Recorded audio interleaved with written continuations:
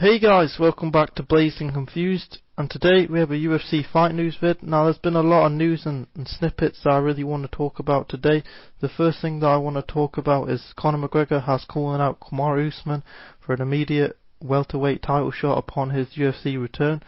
Now I just thought this was a very interesting call out for him, considering he has been talking about facing Charles Oliveira on his return fight recently, so I think it was a bit of a shock to some people.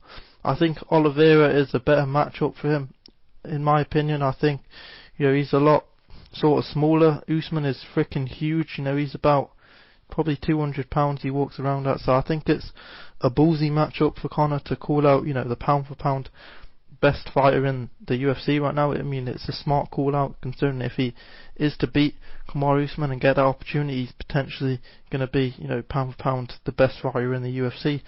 And also be a triple-weight world champion, which is going to be the first time in UFC history that a fighter would have done that. So I can understand from his end, he wants to make history, he wants to dethrone the king. But as I say, a very risky stylistic matchup for him. Conor struggled with Khabib, and he was even struggling with Khabib on the feet. He was gassed quite quickly, so I can only imagine the kind of damage that Usman would do to him. I think it would be a really tough fight for McGregor. Now, I'm not going to doubt Conor, considering he is a two-weight world champion. He's had a great career. He brings a lot of eyes to the sport. He is probably my favourite UFC fighter still. He's just a legend in the sport, so I'm definitely not going to doubt him.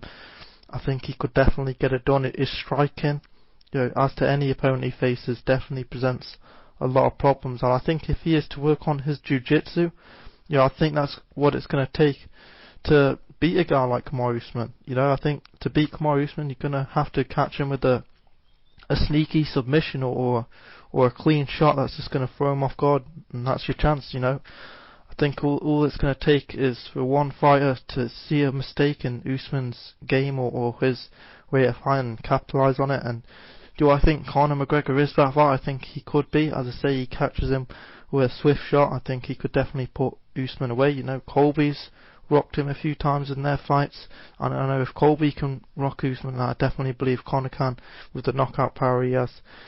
But that being said, do I think the UFC will grant Conor McGregor an immediate title shot to KAMARU USMAN?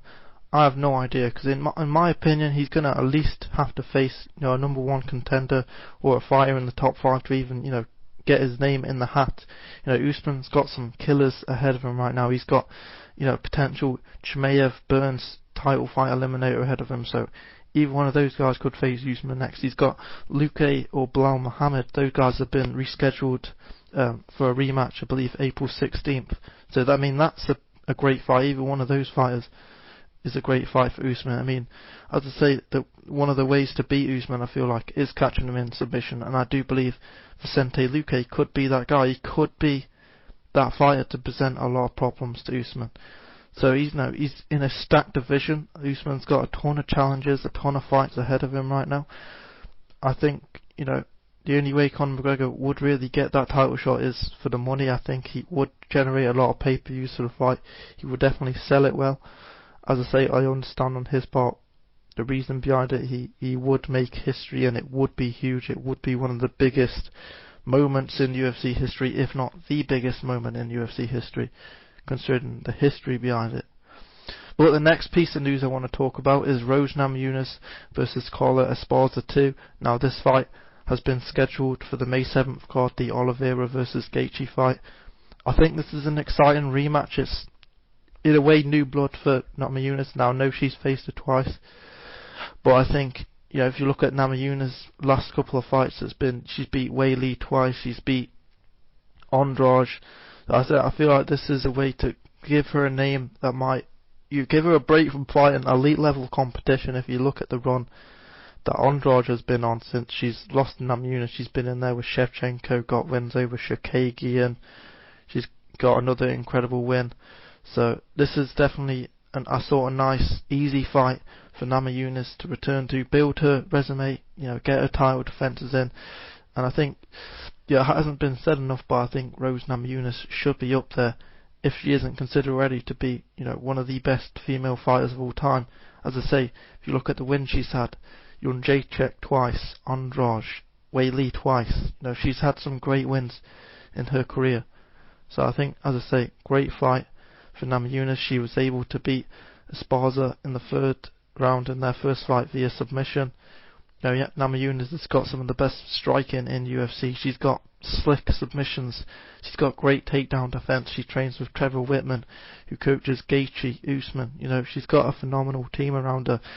This is a big chance for Carla Esparza, similar to Juliana Peña against Amanda Nunes. If Carla Esparza can come in here and she can beat Rose Namajunas, that sets up one of the biggest rematches of all time. But for her career, if she beats one of the greatest female fighters of all time, that's just going to propel her even further and make her a big star in the UFC. So there's a lot at stake for both fighters. So it's a great fight.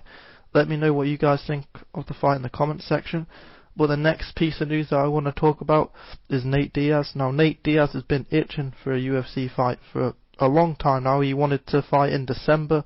He wanted to fight in January. He's been wanting to fight for a good 5 or 6 months ever since he lost to Leon Edwards. I know he's just been itching to get in there. And recently he was on Twitter, and Bellator have a fight card coming up in Hawaii, and he's been asking to fight in Bellator with his teammate, which I thought was pretty interesting considering he is contracted to the UFC, and at the end of the day there's no way that would probably happen. But it just shows the irritation that Nate Diaz has right now. The UFC aren't booking him. The UFC haven't given any update as to who he's going to fight next or when he's going to fight next.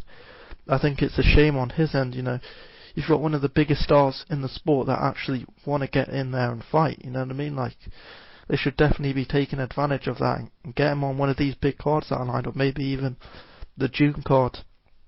I know they've announced Yuri Prochaska versus Glover Teixeira for that card, so, and I know I'm not being funny or anything, but that's not going to be a huge pay-per-view, so if they can get a guy like Nate Diaz on there, that will only elevate that card, bring more attention to it. So, I mean, it's interesting for him to, want to join Bellator. As I say, I don't think it's going to happen, but I hope Nate Diaz gets a fight, and I hope it is Dustin Poirier. That's a great stylistic matchup.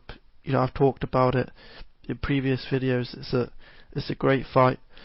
But yeah, hopefully that happens. Hopefully Nate Diaz gets a fight. But if he isn't to face Dustin Poirier, who do you guys think he should face next?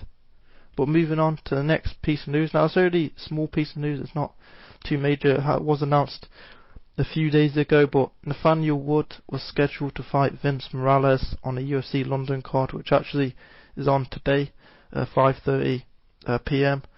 So at that time this video comes up, it might just be a little bit before, but guys, get hyped for UFC London. It's going to be an excellent card. But unfortunately, we will not be having Nathaniel Wood on the card, which I was extremely excited about. He's one of the hottest prospects in the UFC, and he has been for a while. So it's very unfortunate on his end. I wish the dude well. I know he went through a lot of effort to cut the weight in this fight camp, and I know he said he was in the best shape of his life, and if you saw his Instagram post you could definitely see that. But all the best to his opponent, Vince Morales. Now, I believed he had fallen ill, as I say, a few days prior to the fight. So I hope the fight gets rescheduled. I hope both guys make the fight very healthy and put on a great show. Yeah, very unfortunate, but it's still going to be a great card. So the next piece of news I want to talk about is Darren Till recently called for Uriah Hall. Now, I recently made a video on 5 potential opponents Darren Till could face next, and he was, top of the list. He was doing a press conference, promoting UFC London, and he even got the crowd to chant "fuck Uriah Hall" at one point, which I found quite funny. And he was also actually asked about Alex Pereira, and he said he would fight Alex Pereira. So it's good to see that Darren Till's got that killer mentality in him again. He definitely seems more fired up, more focused. And I do believe Khamzat Chimaev has definitely brought that out of him. The stories that he's told of training with Khamzat, it really seems like those guys aren't just, training partners, but they're actual friends, and they actually have quite a bit of a bromance going on, you could say, which I think is really cool. I think that's exactly what Darren Till needs. This is no disrespect to Team Carbon, but it doesn't seem like he has many elite fighters there that can really push their fighters to the next level. But I believe Darren Till training with Kamzat, going to Vegas, traveling to Sweden, and just sort of training in different fight camps, being surrounded by elite level fighters. I think that's only going to elevate his skills, and all the lessons that he's going to learn, he can just sort of bring back to the gym he's at now. So I think, as I say, Darren Till's got tons of potential. Uriah Hall is a great fight for him to return to the UFC, and gets him back into the top 10, gets him a veteran on his resume. Just a great call out, a great fight. They've been talking trash on Twitter a lot, so the setup is going to be really interesting. So I wish Darren all the best, and I hope he gets in there soon. I know he's saying he wants to fight, in 2 or 3 months. I imagine it will be a June, July time. Perhaps he'll fight on the Usman Edwards card. That'd be pretty cool. Whether or not the UFC will make him a main event, or they'll make him, a pay-per-view main card fighter, either way, I'm excited to see the return of the Gorilla. But the last piece of news that I want to talk about is Sean Strickland potentially fighting Paulo Costa. Now, these guys have had a bit of a back and forth on Twitter. Paulo Costa called out Sean Strickland. He really wants to fight him. I think it's a great call out for Paulo Costa. It's an exciting fight. Sean Strickland is a very vocal fighter. He's always talking something on Twitter, some malarkey that doesn't really make much sense, but needless to say, it's still very entertaining. I think Strickland was making fun of him, saying that he should go to Bellator or fight at 205, or the UFC won't let him fight at middleweight anymore. I think he deserves a second chance. I think Paulo Costa, I think middleweight is his division for now. As much as I would like to see him go up to light heavyweight and fight some of them big names, I think him staying at middleweight and potentially getting another crack at Adesanya, or a number one contender, maybe like a Whittaker down the line, I'd definitely like to see him go on a bit of a win streak again. And I think Sean Strickland is that opponent to propel him into that conversation again. Getting the Whittakers and maybe even getting a Vettori rematch. Sean Strickland is undefeated at middleweight. He's on a 19-0 win streak at middleweight. He's got wins over Uriah Hall. He's got win over Jack Manson just recently. He beat Brendan Allen on short notice. So, Sean Strickland is a very credible opponent for Costa. Probably one of the toughest that he's going to face, honestly. I know Costa's been in there with legends like Yoel Romero. He's also been in there with Uriah Hall. Adesanya. He's faced tough level of competition, but I think Sean Strickland is definitely that fighter to bring out the best of him. I think if you look at Costa's last fight against Vettori, it was, in my mind, one of the best fights of the year. It was incredible. Not a lot of people talk about that fight, but it was absolutely brilliant, action-packed from bell to end. So I think Costa can definitely put the pressure on Sean and put him away. I think he's definitely got that power and fire in him again. If you look at how fired up he was against Vettori, even though he didn't win, he was definitely trying to finish him all throughout the fight. So I think if Costa can come in, get a very dominant win over Sean Strickland, I'll say that there'll be no doubt he'll be facing a Robert Whittaker or a Derek Brunson, a top contender again. I'm excited to see that fight. I do think it will happen. I think it's the next fight to make for Sean Strickland. It's a big fight for him too. If he can beat a guy like Costa, it puts him into the top 5, top 4 of the division and puts him into title contention, So I think Sean Strickland needs a worthy dance partner. I think his last 3 fights that he's had haven't really brought out the dog in him. I thought the Uriah Hall fight was entertaining. Sean Strickland fight was a bit boring, but I think Costa's the right fight to make for him and get the fans' respect a bit more. Not just for being a trash talker and an entertaining guy to listen to, but just as a fun fighter to watch in general. But I hope you guys really enjoyed the video. I am going to be breaking down and reacting to the UFC London card, so stay tuned for that video tomorrow. As I say, I'm hyped up. I cannot wait.